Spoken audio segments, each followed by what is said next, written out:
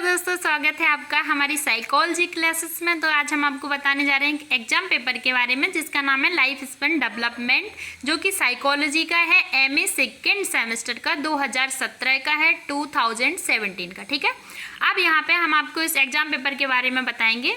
आप यहाँ पे देख सकते हैं, देखो NE5 लिखा हुआ है। ये शॉर्ट आंसर टाइप क्वेश्चन है जिनको लघु उत्तरीय प्रश्न बोलते हैं। ऐसे ही आपको लॉन्ग आंसर टाइप क्वेश्चन मिलेंगे जिनको दीर्घ उत्तरीय प्रश्न बोलते हैं। ठीक है ना।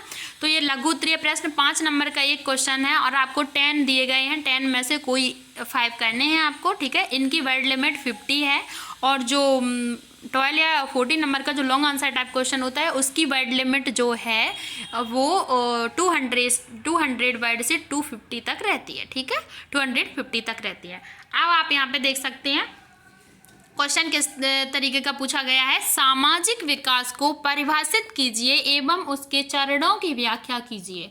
नेक्स्ट क्वेश्चन है स्वयं प्रत्यय की व्याख्या कीजिए। नेक्स्ट क्वेश्चन है संवेगों के नियमन के प्रत्यय को स्पष्ट कीजिए।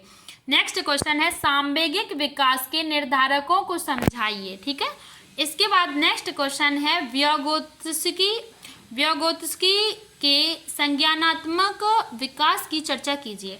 नेक्स्ट क्वेश्चन है कोहलवर्ग के नैतिक सिद्धांत को समझाइए। नेक्स्ट क्वेश्चन है पालकों की अभिवृत्ति बालकों के विकास के संदर्भ में समझाइए। ठीक है, नेक्स्ट क्वेश्चन है विकास में सहोदर भाई बहन संबंधों के महत्व को समझाइए। तो यहाँ पे है discuss importance of sibling relationship in development. ठीक है, जो रियल भाई बहन होते हैं उनके लिए। ठीक है, तो ये होता है सहोदर और सिबलिंग्स भाई बहन, यहाँ पे बताया गया है। ठीक है, तो यहाँ पे क्या है, देखो किशोरावस्था की विशेषताओं की व्याख्या कीजिए। नेक्स्ट क्वेश्चन है किशोरावस्था में शारीरिक विकास को समझाइए। ठीक है ना। अब यहाँ पे इकाई यूनिट फर्स्ट आ गया है। यूनिट फर्स्ट से आप देख सकते हैं जो क्वेश्चन पूछा गया है ये आपका लॉन्ग आंसर टाइप क्वेश्चन है, दीर्घ उत्तरीय प्रश्न। ठीक है, तो रेगुलर स्टूडेंट के लिए 12 नंबर का है और प्राइवेट स्टूडेंट के लिए 14 नंबर का है। अब रेगुलर स्टूडेंट जो होते हैं उनका 85 नंबर का ये टोटल पेपर होता है और जो प्राइवेट स्टूडेंट होते हैं उनका 100 नंबर का रहता है। वो इसीलिए क्योंकि उनके रेगुलर स्टूडेंट जो होते हैं उनके इंटरनल असाइनमेंट करवाए जाते हैं जो कि 15 नंबर का एक रहता है, और जो प्राइवेट स्टूडेंट होते हैं उनके कोई इंटरनल असाइनमेंट नहीं करवाए जाते हैं। ठीक है, क्लियर।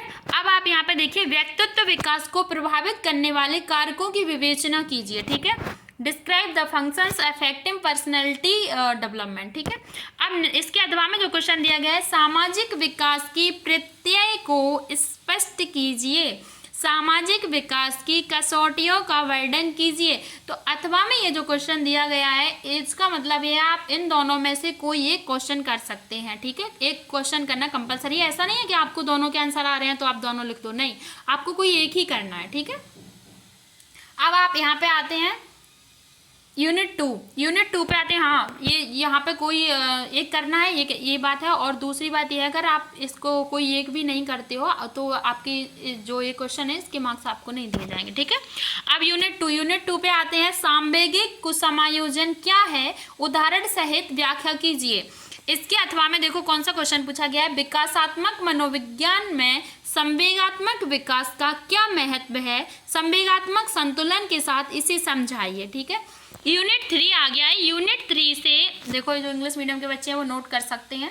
यहाँ पे देखो, यहाँ पे लिखा हुआ है और हम आपको पढ़ के भी बता देते हैं। What is the role of emotional development in developmental psychology, question mark, फिर है explain its with emotional balance. ठीक है, अब यूनिट 3 पे आते हैं। यूनिट 3 पे आप देखिए यूनिट 3 से क्वेश्चन पूछा गया है पियाजे के संज्ञानात्मक विकास सिद्धांत की आलोचनात्मक व्याख्या कीजिए। ठीक है, तो क्रिटिकली डिस्कस द पियाजे थ्योरी ऑफ कॉग्निटिव डेवलपमेंट। इसके अथवा में क्या पूछा गया है, देखिए एरिक एरिक्सन के सिद्धांत को समझाइए। तो explain the theory of Erik Erikson. Unit 4 आता है। इसके बाद यूनिट 4 में पूछा गया है विकास में विद्यालयीन वातावरण व शिक्षक की भूमिका का वर्णन कीजिए। तो describe the role of school describe the role of school environment and teacher in development. इसके अथवा में दिया गया है सामाजिकरण की प्रक्रिया में परिवार की भूमिका महत्वपूर्ण होती है, उदाहरण सहित समझाइए। ठीक है, तो यहाँ पे अथवा के बाद फिर आप यूनिट 5 आता है। यूनिट 5 में आप देखिए, हाँ इसको अथवा वाले क्वेश्चन को पहले बता देते हैं इंग्लिश में पढ़ के। The role of family is very important in socialisation process, explain it with example. ठीक है, अब आती है यूनिट 5 पे। यूनिट 5 पे जो क्वेश्चन दिया गया है वो है, यूनिट 5 का जो क्वेश्चन है वो है प्रौढ़ावस्था की समस्याओं का वर्णन कीजिए, डिस्क्राइब प्रॉब्लम्स ऑफ एडल्टहुड। अथवा में दिया गया है वृद्धावस्था पर एक निबंध लेख लिखिए, right an essay on old age. ठीक है, आई थिंक आप सभी को समझ में आ गया होगा। तो जो वीडियो है वो अच्छा लगा होगा, इसको लाइक सब्सक्राइब चैनल को करें और वीडियो को शेयर करें। मिलते हैं नेक्स्ट वीडियो में नेक्स्ट एग्जाम पेपर के साथ। Thank you so much.